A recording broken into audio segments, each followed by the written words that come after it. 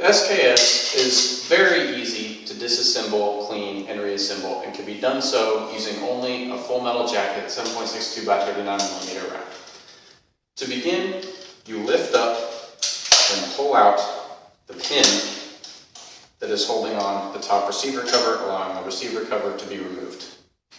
Next, the return spring, the carrier, and the bolt are removed.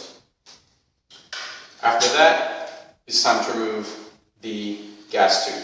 This is done by lifting the lever just past the first indent to the second indent and popping off the gas tube.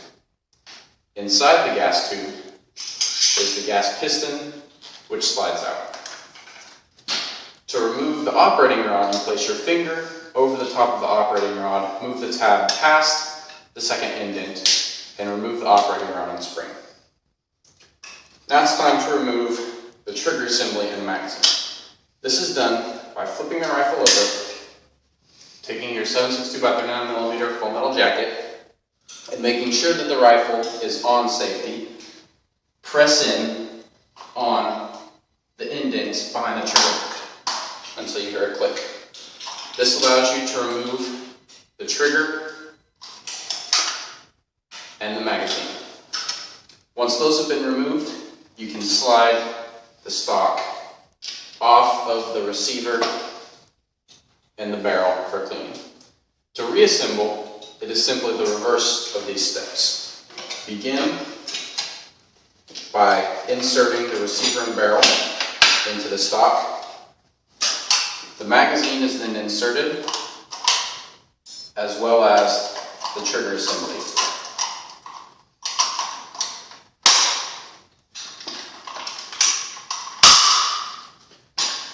Then the operating rod is inserted into its position, pressed down, and then locked into place. The gas tube, or the piston, is then inserted into the gas tube, which is then inserted back onto the rifle and locked into place with the tab. Next, the bolt is latched on to the carrier with the clip, which is then rested into the receiver. The magazine is then released. Whoops. The magazine is then released to slide the bolt forward.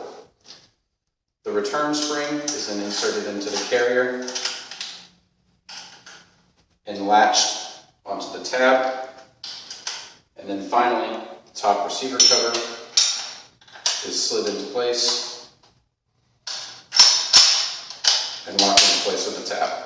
Finally, the slide is racked to set the spring. That's it.